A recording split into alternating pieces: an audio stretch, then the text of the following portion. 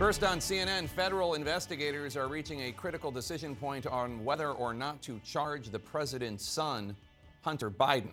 Sources tell CNN no final decision has yet been made, but charges could include alleged tax violations and lying about buying a gun when he technically was not allowed to because of his acknowledged struggle with drug addiction. The case is being investigated by the U.S. attorney in Delaware, who was appointed by President Trump, and President Biden did not replace that U.S. attorney because of this investigation.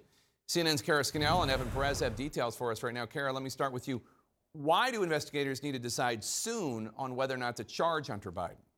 Well, Jake, one factor that prosecutors are confronting is the midterm elections. And there are Justice Department guidelines about bringing any politically sensitive cases around an election. And those guidelines include things such as taking any sort of overt steps like an indictment or executing of a search warrant, anything that could be perceived as putting a thumb on the scale.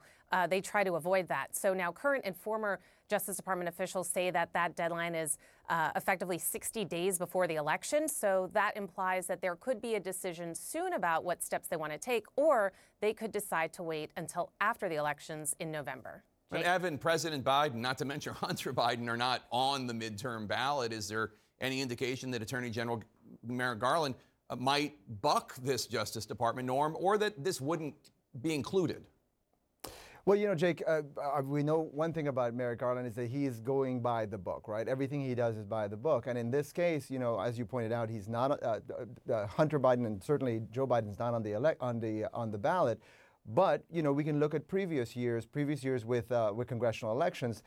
For example, in 2018, we know that the Justice Department brought cases in August of that year against Michael Cohen, who was the former president's personal attorney, as well as Chris Collins, who was a prominent supporter of the former president. He was on the ballot that year. So there's a lot of factors that these prosecutors are going to have to consider, including, of course, that looming is the next year. The Republicans already say that if they take over the House, they're going to do investigations. They're going to do hearings about Hunter Biden. So those are all things that are worth considering for prosecutors in the next few weeks. And Kara, the investigation started off pretty broadly, including possible money laundering, campaign finance, and foreign lobbying violations. It seems like investigators have narrowed it down. Yeah, Jake. So sources tell Evan and I that the investigators now are focusing their focus on looking into possible tax charges and also possible false statements related to the purchase of a firearm by Hunter Biden. Now, this is still a fluid situation and no final charging decision has been made, but it's fairly common for investigators to look broadly at something and then focus on what their best evidence is and what they can prove before a jury. So, this is still something that is being discussed among the Justice Department officials, but our sources tell us they are nearing a decision. Now, Hunter Biden, we should note, has not been accused of any wrongdoing, and he has denied any wrongdoing, saying that he thinks once the investigation is over, he will not be charged with anything.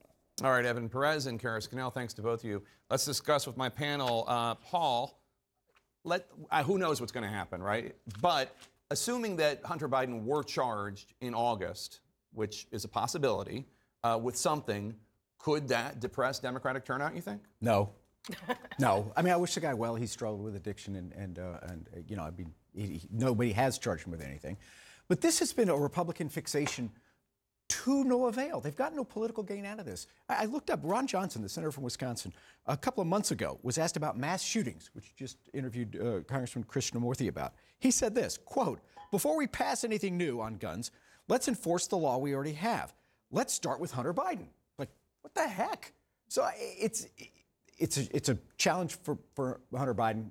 I wish him well, but it's not going to be a political issue. I mean, it seems like if anything, it probably energizes Democrats because it makes them think that it's political and that Republicans are just going after him for that reason. I mean, I think you saw some of that with the investigations into Hillary Clinton.